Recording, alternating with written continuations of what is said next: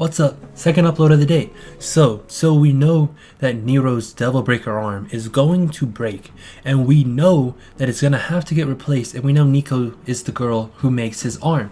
But why? Why is this gonna be a thing? Why do they feel the need to have to make us stress out over having to keep his arm in place and maybe even carry around extra arms? Is the game gonna play out a lot like Snake's bionic arm in Metal Gear Solid 5? Are you gonna be able to call a supply drop and get it automatically, or are you gonna have to wait until the mission ends? Is Devil May Cry 5 going to be open world? All this and more, let's talk about it.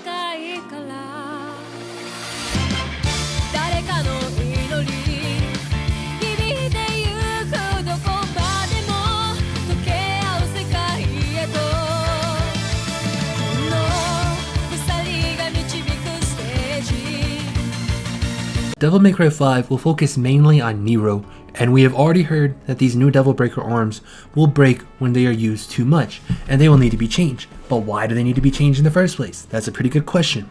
Nico has been introduced into Devil May Cry 5 in order to provide Nero with the Devil Breaker arm. The reason why these prosthetics break is that Nico prefers performance over stability. Nico has been created to be a likable character in Devil May Cry 5. And the following is what Devil May Cry 5 director Itsuno had to say. Nico, well, what do you think? Nico is a character that was brought in to create Nero's Devil Breaker arm. With her, we aimed for a character that everyone would come to like. Despite that, there are highly individual opinions about her, but I think when you play the game, you will definitely end up loving her. Now see, this kinda doesn't exactly answer any of our questions. It only leaves more questions than it does answers. So we kind of have a little bit of explanation for why his arm's gonna break. They want to kind of build Nico as an important character, which makes sense, you know. If there's gonna be a Devil May Cry 6, which there probably will be, Nico will probably end up being very important in that game in some way or fashion. We don't know yet. All we know is Nero has a new arm. Is he going to get his old arm back?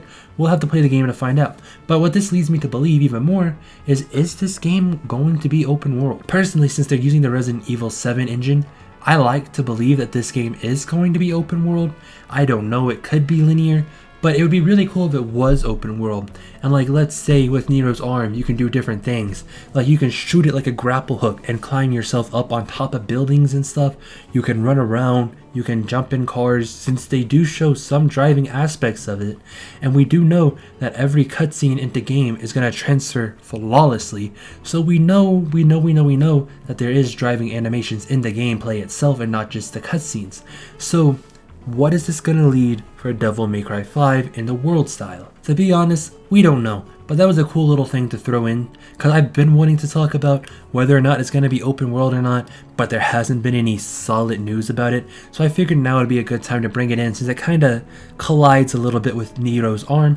But with that being said, that's it for now. And my name is CRUZANDO. If you enjoyed this video, don't forget to like, comment, and subscribe, and I will see you in the next video.